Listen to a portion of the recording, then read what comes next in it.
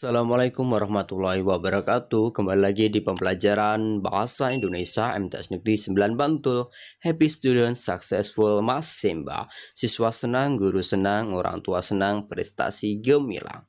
Nah, kemarin kita sudah membahas tentang beberapa hal di dalam teks deskripsi, yaitu mengenai pengertian dan ciri-cirinya. Sekarang kita akan melanjutkannya ke materi selanjutnya, yaitu tentang ciri penggunaan bahasa di dalam teks deskripsi.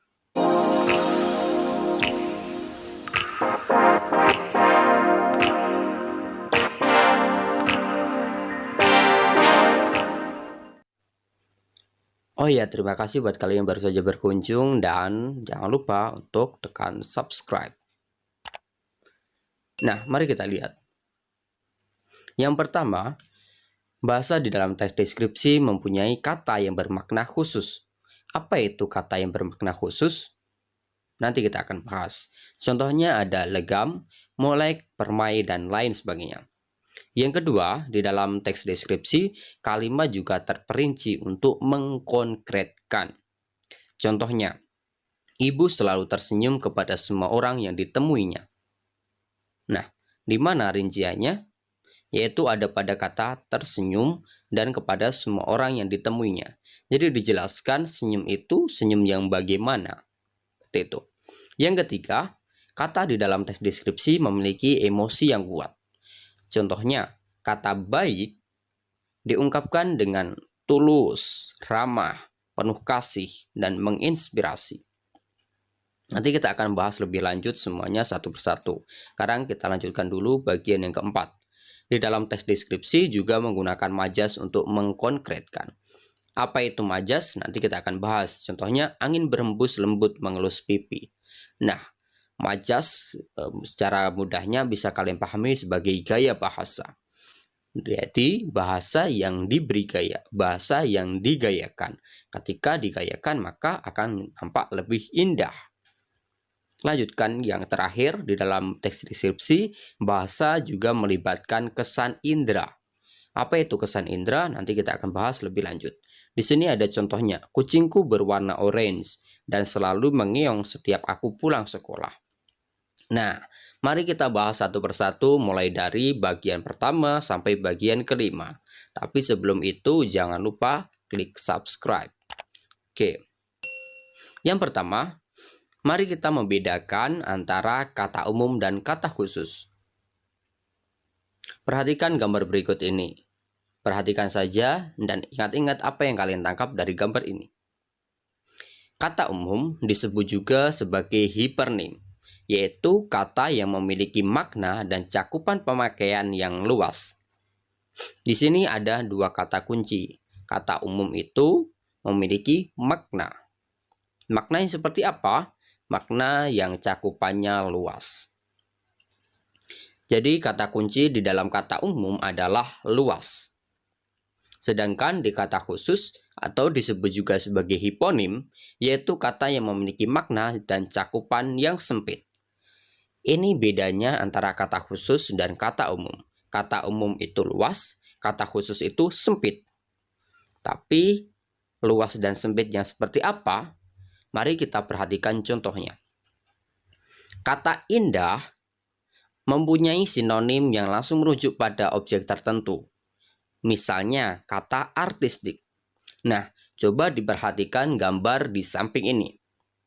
Pada gambar ini ada sebuah sofa berwarna orange, kemudian dinding berwarna hijau, kemudian ada semacam dinding itu sekaligus buffet, dan di atasnya ada lukisan-lukisan. Kalau kita perhatikan gambar ini gambar bisa disebut sebagai sebuah gambar yang indah. Tetapi kata indah terlalu umum untuk mendeskripsikan gambar tersebut. Makanya di dalam bahasa Indonesia mempunyai kosakata artistik untuk menggambarkan sebuah keindahan pada bidang seni. Atau kalau di dalam gambar ini adalah penataan yang berseni, penataan yang nyeni, tata letak yang artistik. Jadi kata indah itu bisa digunakan pada semua tempat. Misalnya gunungnya indah, sekolahnya indah, bunganya indah, ruangannya indah. Tetapi artistik tidak bisa digunakan pada semua tempat. atau pada tidak bisa ditempelkan pada semua benda. Misalnya gunungnya artistik itu akan terlihat aneh. Kemudian misal kata bunganya artistik itu juga akan terdengar aneh. Tapi ketika kita mengatakan pemandangannya begitu permai, nah itu lebih cocok. Permai juga merupakan sinonim dari kata indah. Seperti itu. Atau kita bisa mengatakan bentuk tubuhnya begitu molek. Nah, molek juga merupakan sinonim dari kata indah. Tetapi indah itu terlalu umum untuk menggambarkan semua hal. Jadi ketika kita ingin menggambarkan sesuatu yang lebih khusus, maka kita bisa menggunakan kata khusus. Dan di dalam teks deskripsi, kita menggunakan kata-kata itu. Nah, pertanyaannya, kenapa kita harus menggunakan kata khusus? Jawabannya adalah karena kata khusus itu mempunyai emosi yang kuat, sehingga pembaca bisa langsung membayangkan secara mudah. Misal kalian mendengarkan kalimat seperti ini. Pemandangannya begitu permai.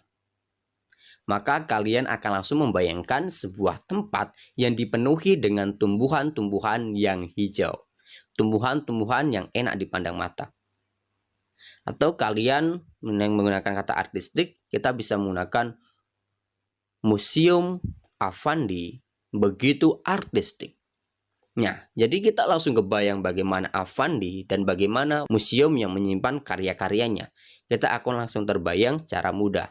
Dan itulah kenapa kata khusus dipilih di dalam teks deskripsi, yaitu agar pembaca bisa langsung membayangkan secara konkret, secara nyata, apa yang ingin dituliskan oleh penulis. Kita lanjutkan. Kalimat terperinci. Nah, ini yang harus kita perhatikan ya. Kata terperinci itu berasal dari kata perinci, bukan rinci. Kalau kalian simak di KBBI atau Kamus Besar Bahasa Indonesia, maka kalian tidak akan menemukan kata rinci, adanya perinci. Nah, apa itu kalimat terperinci? Yaitu kalimat yang telah diuraikan sampai pada bagian sekecil-kecilnya atau sedalam-dalamnya. Jadi terperinci itu sudah sangat mendetail. Kita lanjutkan.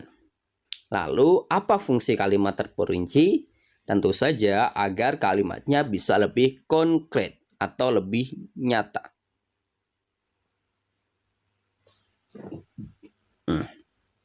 Konkret itu nyata atau dapat diindra. Nah, kalau kita perhatikan, kalau kalian tadi ingat di awal, Pak Andrian juga menyebutkan kesan indra. Jadi di dalam teks deskripsi, ciri-ciri kebahasaannya memang saling berkaitan. Sekarang kalian perhatikan ini.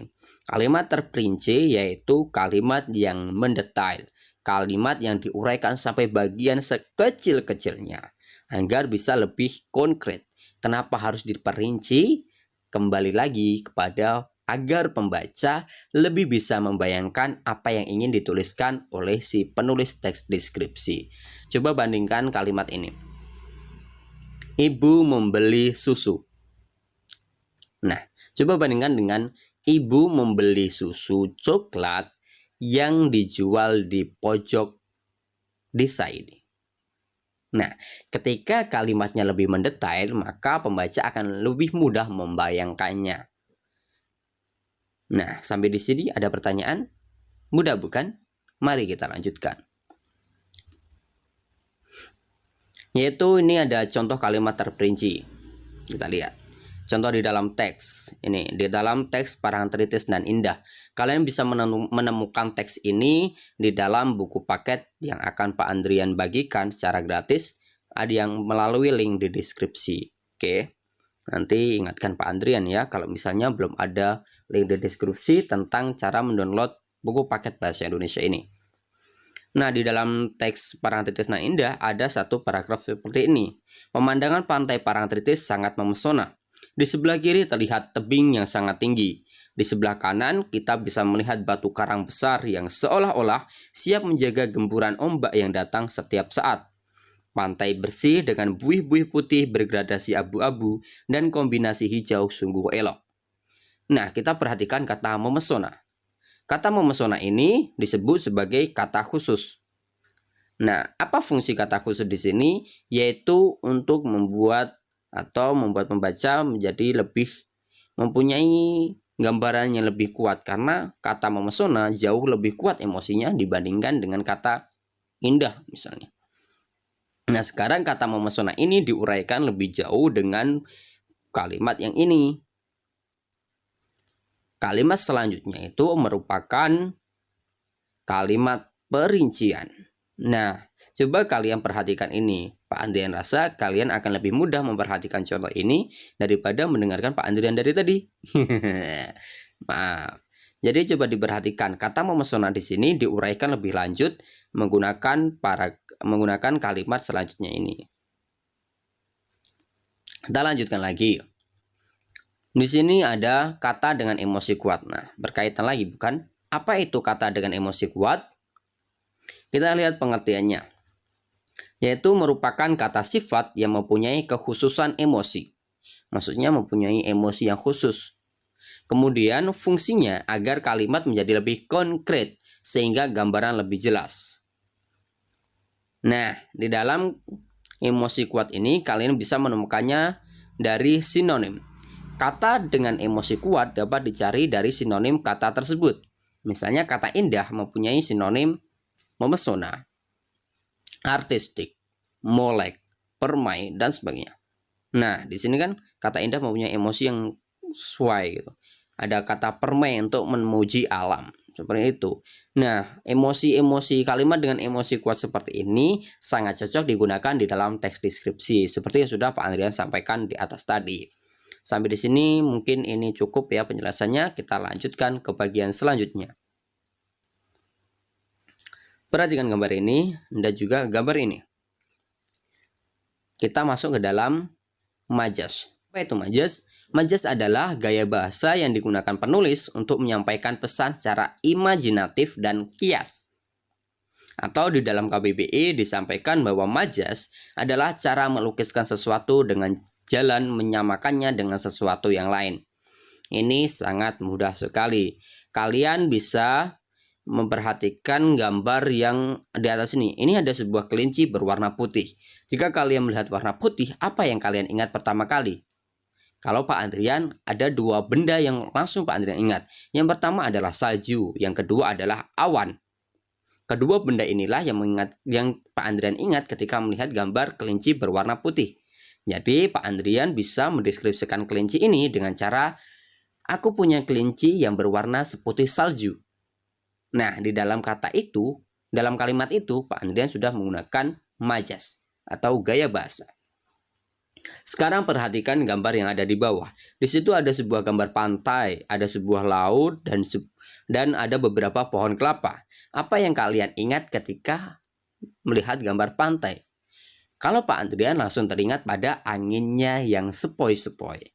Nah, Pak Andrian akan langsung teringat pada contoh kalimat yang ada di awal tadi, yaitu angin pantai mengelus lembut pipiku. Nah, frasa mengelus lembut itu merupakan majas. Mari kita pelajari melalui contoh yang berikut ini.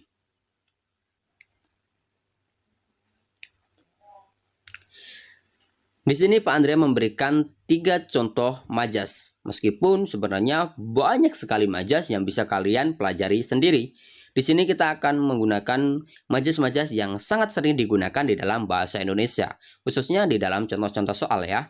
Di sini ada majas simile. Majas simile contohnya adalah bulunya putih seperti warna salju. Cara mudahnya untuk memahami majas simile, kalian perhatikan kata seperti. Majas simile selalu diikuti atau disertai dengan kata seperti. Selain itu ada kata bak, laksana. Misalnya laksana bintang di langit atau wajahmu laksana bulan yang bercahaya penuh. Wah, seperti itu. Kata simile atau majas simile selalu diikuti dengan ciri menggunakan kata seperti, bak, laksana, bagaikan, sebagainya. Yaitu perbandingan menggunakan bantuan kata seperti itu. Yang kedua ada majas personifikasi. Kita lihat dulu contohnya. Angin pantai berembus mengelus wajahku. Nah, ini coba perhatikan bagian yang Pak Andrian cetak tebal. Ada kata mengelus. Mengelus ini adalah sifat yang dimiliki oleh manusia atau kegiatan yang hanya bisa dilakukan oleh makhluk hidup. Tetapi kenapa di sini angin pantai bisa mengelus? Nah, inilah yang disebut dengan personifikasi, yaitu majas yang berusaha memberikan sifat makhluk hidup atau sifat kemanusiaan kepada benda-benda mati atau pada hal-hal yang mati. Sifat biotik diberikan kepada abiotik. Seperti itu, teman-teman. Yang ketiga ada majas metafora. Perhatikan contohnya, kulitnya kuning langsat. Nah, frasa kuning langsat ini merupakan metafora atau sebuah perbandingan langsung. Warna kuning dibandingkan dengan warna kulit dibandingkan dengan kuning langsat. Langsat itu sebuah pohon yang berwarna kuning dan putih seperti itu. Nah, kulit manusia itu biasanya berwarna coklat atau kekuning-kuningan. Kemudian menyamakan antara warna kulit manusia dengan kulit pohon langsat, itulah yang disebut dengan metafora atau perbandingan langsung. Bedanya simile dan metafora adalah simile menggunakan bantuan kata seperti, bagaikan, laksana, dan metafora tidak menggunakan itu, meskipun keduanya sama-sama membandingkan. Mari kita lanjutkan. Sini adalah bahasa dengan kesan indera. Nah, perhatikan ini. Kesan indera. Yang pertama, di sini ada penglihatan, kemudian pendengaran, ada penciuman, ada pencecap, dan peraba. Penglihatan berasal dari mata, pendengaran berasal dari telinga, penciuman berasal dari hidung, pencecap dari lidah, dan peraba dari kulit. Mudah bukan? Kalian pun punya. Sekarang, apa sih yang dimaksud dengan kesan indera? Maksudnya adalah kita dalam mendeskripsikan menggunakan pencerapan panca indera untuk menggambarkan sesuatu. Pencerapan artinya penerawangan atau apa yang dapat kita tangkap menggunakan indera kita. Sini ada contohnya. Misal deskripsi menggunakan pencerapan indera. Perhatikan gambar durian berikut ini. Menggoda bukan? Nah, coba perhatikan kalimat atau paragraf yang Pak Andrian buat ini. Saya sangat menyukai buah durian. Saya suka daging buahnya yang lembut dan manis. Saya paling suka kalau daging buahnya berwarna kuning sedikit oranye. Sayangnya, ibu saya tidak suka dengan aromanya yang menyengat. Kalau sedang musim durian, saya berkunjung ke rumah paman. Di kebunnya banyak pohon durian. Saya selalu menantikan suara buk, tanda ada durian jatuh. Nah, sekarang perhatikan warna-warna di sini di dalam paragraf ini dan kita cari referensinya di bawah ini. Warna hijau ini menandakan pencerapan menggunakan kulit, artinya peraba. Ketika kita bisa lembut itu berkaitan dengan sentuhan. Kemudian manis ini berasal dari lidah, artinya pencecap. Dan apa yang dihasilkan yaitu rasa. Warna ungu ini berwarna kuning sedikit oranye. Dari mata, artinya apa? Pencerapan menggunakan mata, penglihatan. Apa yang didapat? Ada warna, bentuk, dan sebagainya. Kemudian aromanya yang menyengat. Warna biru ini hidung. Artinya apa yang didapat? Aroma. Dan yang terakhir ada warna orange, suara buk dari telinga. Artinya apa? Ini berasal dari pencerapan indera pendengaran. Nah, ketika kalian memanfaatkan seluruh indera ini, seluruh kesan indera ini, maka teks deskripsi yang kalian buat akan jauh lebih menarik. Karena pembaca akan melibatkan semua inderanya dan langsung membayangkan bahwa dirinya berada di dalam teks yang kamu tulis. Sekarang kalau kita perhatikan dari awal tadi, banyak yang menggunakan apa sih sebenarnya penggunaan semua ini? Satu hal yang pasti kenapa banyak menggunakan bahasa-bahasa seperti ini, tujuannya cuma satu sebenarnya, yaitu untuk membuatnya lebih konkret atau lebih nyata. Kenapa harus dibuat lebih konkret? Agar pembaca jauh lebih mudah memahami teks deskripsi yang kita tuliskan. Kenapa harus paham? Ya, itulah fungsinya kita menulis sebuah teks deskripsi, yaitu agar kita bisa berbagi bagaimana keindahan atau bagaimana keindahan sebuah alam, bagaimana tentang suasana yang kita hadapi pada waktu itu, dan bagaimana cara kita untuk menyalurkan atau memberitahukan kepada semua orang bahwa kita merasakan hal yang indah, hal yang menakjubkan, ya dengan menuliskan sebuah teks deskripsi. Bagaimana caranya? Ya gunakanlah ini ciri-ciri kebahasaan atau penggunaan bahasa di dalam teks deskripsi ini. Peganglah kelima hal ini, niscaya kalian akan mendapatkan sebuah teks deskripsi yang menarik. Nah, mungkin cukup sekian dari dulu. Mungkin cukup sekian dulu dari Pak Andrian. Apabila kalian ada pertanyaan, silahkan sampaikan di kolom komentar. Jika kalian merasa suka, maka tekan suka. Jika tidak suka, tekan saja tidak suka. Yang jelas terus dukung channel ini dengan cara klik tombol subscribe dan bunyikan loncengnya agar kamu jadi orang pertama yang mendapatkan notifikasi video terbaru. Pak Andrian akan terus membahas soal-soal atau materi-materi bahasa Indonesia yang akan kamu butuhkan setiap saat. Dan semoga video pembelajaran ini bermanfaat. Sampai jumpa di video selanjutnya. Yo!